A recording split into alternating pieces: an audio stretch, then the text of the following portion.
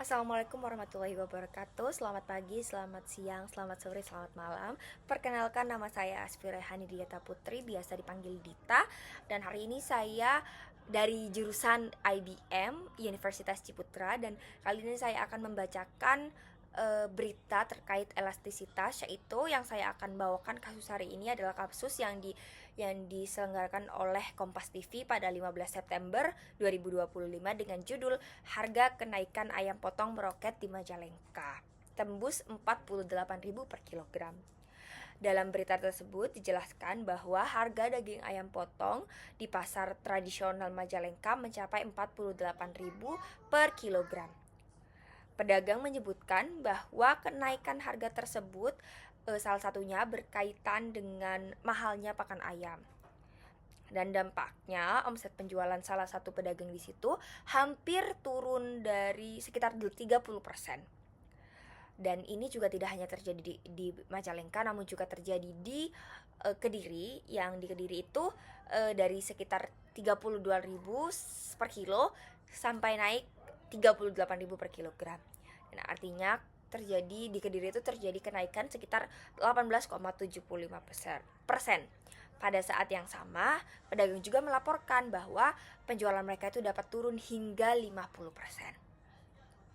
Selanjutnya, saya akan menjelaskan analisis positif saya, yaitu analisis positif dari kondisi berdasarkan fakta yang sedang terjadi. Dalam kasus ini, ketika harga daging ayam meningkat, maka jumlah ayam yang terjual pasti akan menurun. Dan ini juga sama dengan hukum permintaan, yaitu ketika suatu barang harga meningkat, maka permintaan akan menurun. Dan juga jika kita menggunakan data Kediri sebagai gambaran sederhana, harga naik itu sekitar 18,75% dan penjualan turun sehingga 50%. Dan secara perhitungan sederhana, perubahan tersebut memberikan nilai elastisitas sekitar minus 2,67.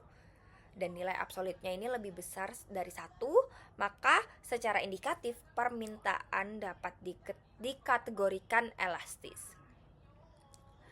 Dan artinya bisa kita simpulkan bahwa perubahan harga daging ayam ini relatif besar pengaruhnya terhadap jumlah yang dibeli. Namun angka tersebut perlu dipahami sebagai gambaran sederhana karena penurunan penjualan tidak dapat disebabkan oleh penurunan harga. Tidak hanya dapat disebabkan oleh penurunan harga.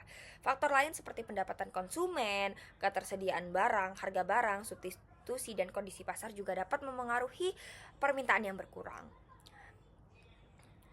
Dan selanjutnya kita akan melanjuti analisis normatif. Menurut saya, kondisi yang seharusnya terjadi adalah harga daging ayam yang tetap.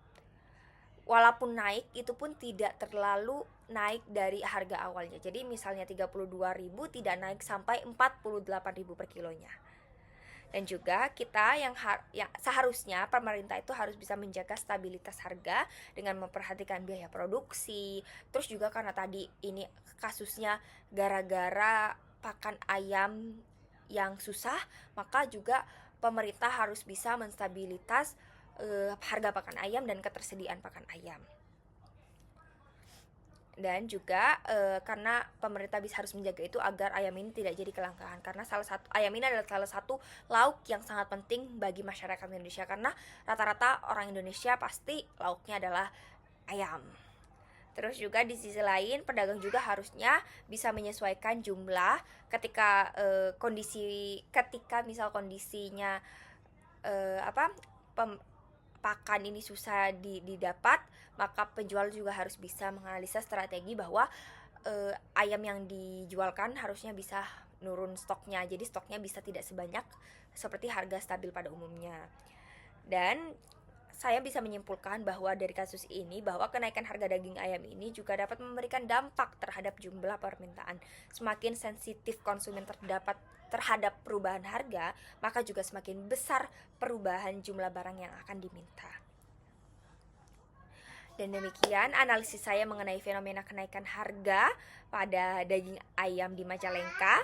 Terima kasih. Wassalamualaikum warahmatullahi wabarakatuh.